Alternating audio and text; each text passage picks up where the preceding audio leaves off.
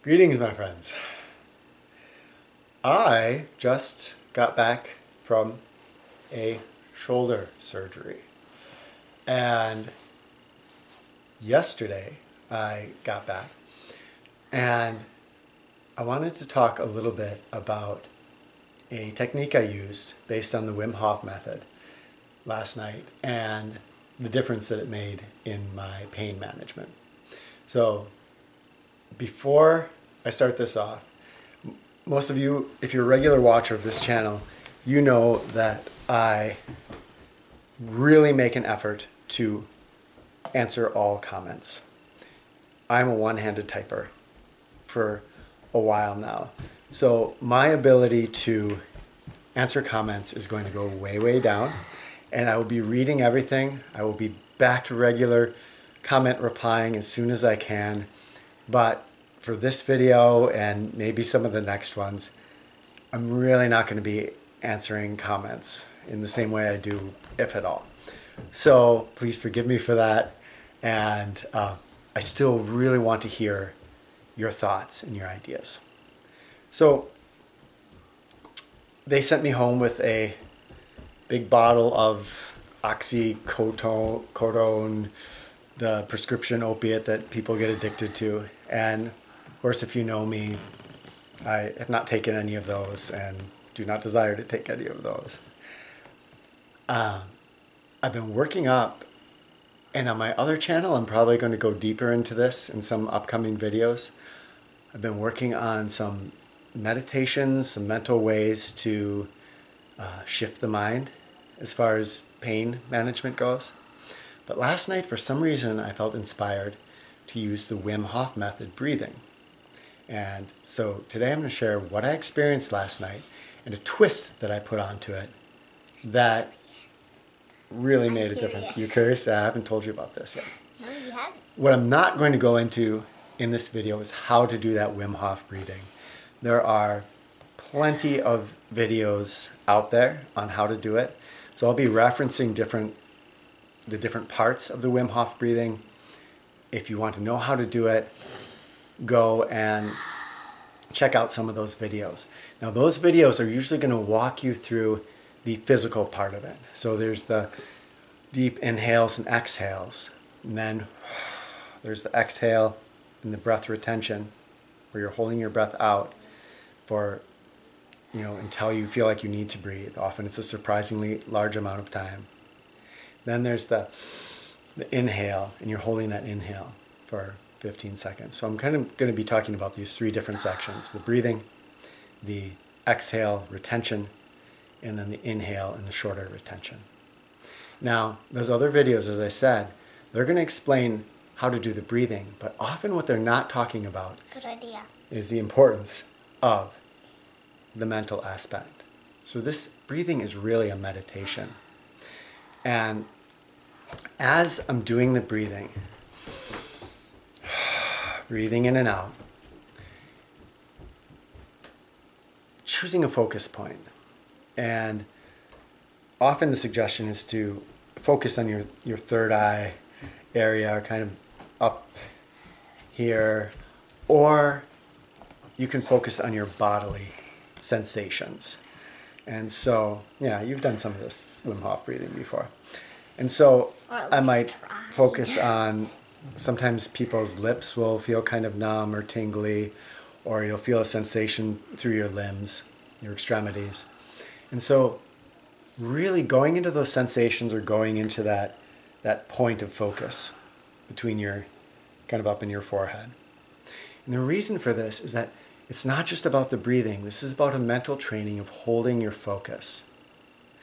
And being able to hold our focus on something mentally is key. If we can't hold our focus on something mentally, our mind is going to run around with us all the time. And so, last night, and I have to say that this was a sobering experience for me. What's because sobering? Sobering, that means that it was... Hard? Well, Tough? Not quite. Good? This was the worst pain I've ever experienced in my life. And by sobering, I mean that I realized last night that this amount of pain, which seems like a lot to me, is really just a little bit of pain. In the sense, just an illusion. there you go. A little bit of pain in the sense that there's a lot of people that are dealing with chronic pain where they're feeling pain like this, way intensified over their whole body every single day. I think of burn victims. I think of a soldier that's been hit by a bomb. There are people in so much greater pain than I am that, well, so it's been a very good experience developing compassion for me as I can think about other people that are suffering much, much more pain. And so last night, started doing that breathing meditation. Remember, that's going to get really hot on your back there, honey. Doing that breathing meditation, and I found that the breathing, in and out, it's deep breaths, was pretty painful to do. Yet, it allowed me a focus. And that focus helps to remove my mind from the pain. I'm going to go deeper into what I'm about to explain on my other channel, I think, in some upcoming videos. But basically, I began to realize that there are 3 stages that my mind goes through as it moves towards a temptation. If you can imagine pain being a temptation in this instance, I think it'll make sense here in a second. The first thing that happens is what I call the lure. So I'm laying in bed, trying to just be there with the pain. There's a lure. And this is rather a soft sensation. It's just a little calling. It says, look over here, look over here. Here's some pain. Look over here. And this lure is calling me to look that way, direct my attention. If I direct my attention towards that pain, then there comes a pull. It says, oh, okay, come inside, really feel this. And it urges my mind to get deeper into that pain. And then there's what I call the mire. And the mire, if English is not your first language, you may not have heard of this word. A mire is a swamp, a real muddy place where your feet get stuck and you can't move. Then you get kind of locked down into that. You could use the example of a piece of cake. There's the lure. Oh, that looks good. There's the pull. You know what? Gosh, I've been eating so healthy. I deserve a piece of cake. Then there's the mire, pulling it up towards my mouth. Notice that the lure is relatively easy to get out of, right? It's that first initial movement in that direction. So it's that pain saying, here I am. It's fairly easy with some willpower for me to move my mind away from that. And the Wim Hof breathing was allowing me to do that. So my mind could come back to that sensation here. And often you're seeing a little bit of lights, kind of. Or I could come into the sensation of my extremities, trying to keep my mind away from this, and the tingling in my fingers and my toes. And so that's that lure part. What happened to me last night is over time my willpower started to break down. Willpower studies show us that willpower is much like a sprint. So when I sprint, I go and I go, and my sprint power diminishes until I have to stop. The next day, however, I am stronger. Same with willpower. As I use my willpower, short term, it shrinks down. The next day, it's grown a little bit bigger and stronger. So what I experienced last night is my mind was pulled, was lured again and again and again. And at first, in the beginning of the night, it was very, very easy for me to put my mind elsewhere. There's a little act of will every time I do that. Then I got a little bit weaker. My mind was pulled and drawn more and more into the pain. Eventually, I got mired into the pain, and it was quite about 3 or 4 in the morning, quite a painful experience. So, so the Wim Hof method, coming back to that first breathing in and out, gave me a focus and allowed me to move my mind away from it. Then there's the exhalation. And here's where I added a little bit of twist. Because during the exhalation, there is space in which to think. And our mind is in a very receptive state at that point. And I use that receptive state to do a little placebo action. Because, well, the placebo action... I really make a question mark with my hands. A placebo is when we believe that something will help us. If we believe something will help us, It will? it tends to help us. Yeah. Sometimes remarkably so. Wow. And this isn't quite placebo because the studies with the Wim Hof method show that it, for instance, is alkalizing my body. And it's also reducing inflammation, which is really good. So I took that time in that space. And, you know, for me, there's probably 2.5, 3 minutes after I've exhaled of breath retention, where I'm just sitting in a no breath state. And I took the first half of that, and I really spent that thinking my body is alkalizing. If there's any illness, disease, infection, all that is being driven out by the alkaline environment. I am thinking all the inflammation is easing down. It's speeding the healing. So giving myself those positive placebo effects, which again aren't quite placebo, but adding the placebo mind state to it to really, really help this out as much as I could. Then the second half of the breath retention, what I did is I used a little bit of self-hypnosis. And this is where I really took it to my own place. What's that? First, one second. So he's like giving himself his own love, because love is definitely healing. He's believing that this will help him, and Love is Yeah. healing. Yeah. You've been Love helping is me out a lot definitely with your love. So the self-hypnosis is, again, I was taking advantage of the mind being in a very calm, relaxed, receptive state. And remember, after this retention, so let's say at the end of the 3 minutes, I feel the urge to breathe. I breathe in.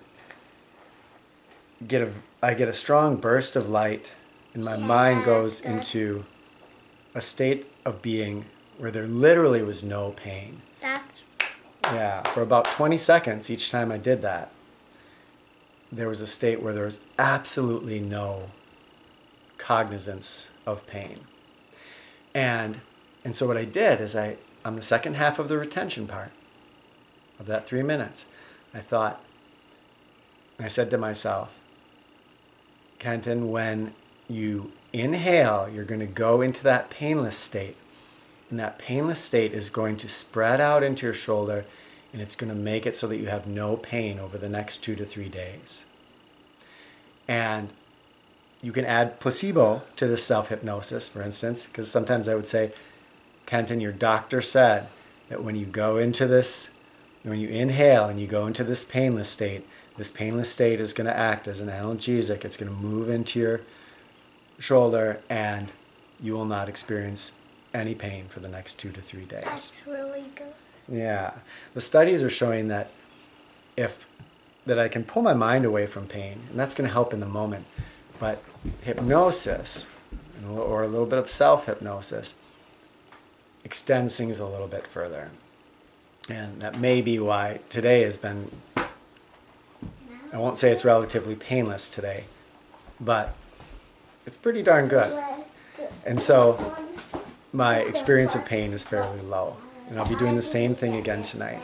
If you're familiar with the Wim Hof method, what I did last night is I did more breaths than usual. So usually I do 20 to 30 breaths, and I did 40 breaths each time.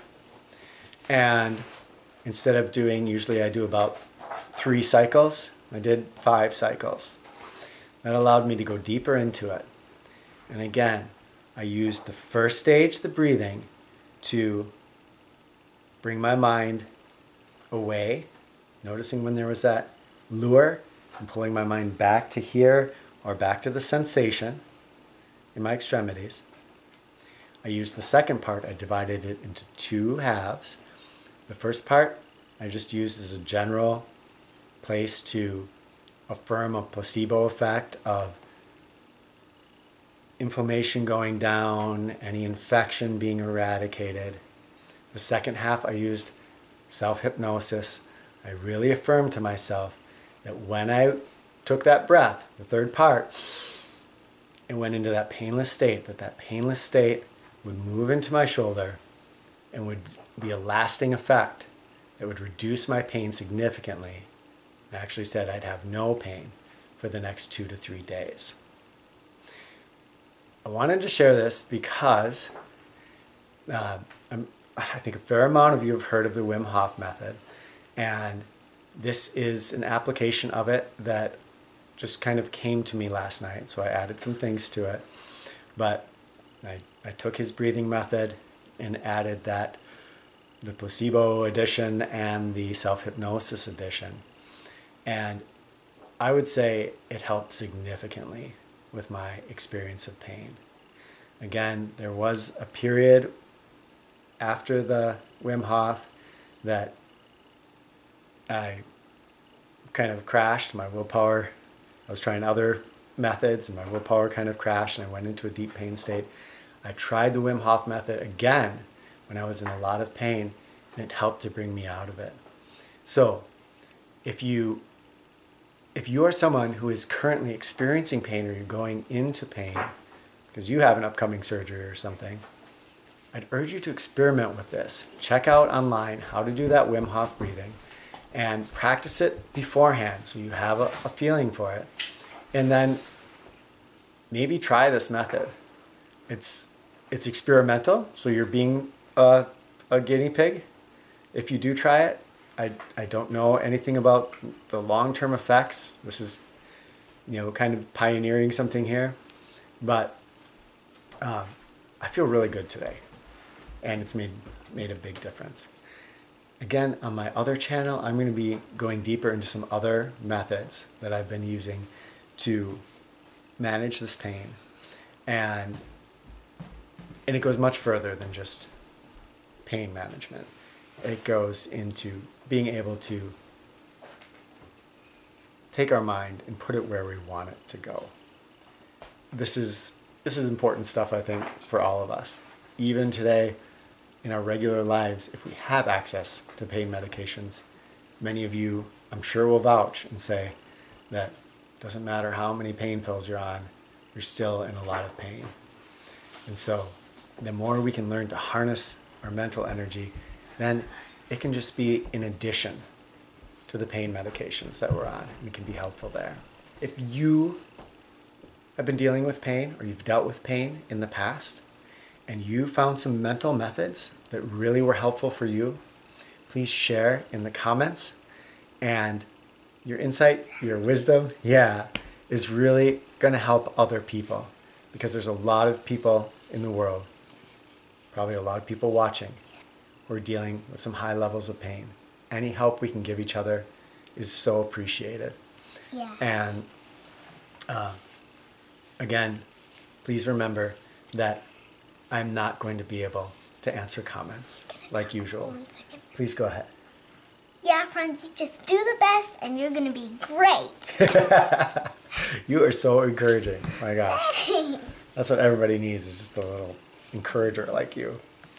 Thank you, my friends. Thank you for watching. And I'll look forward to seeing what you have to say in the comments. All right. Take care.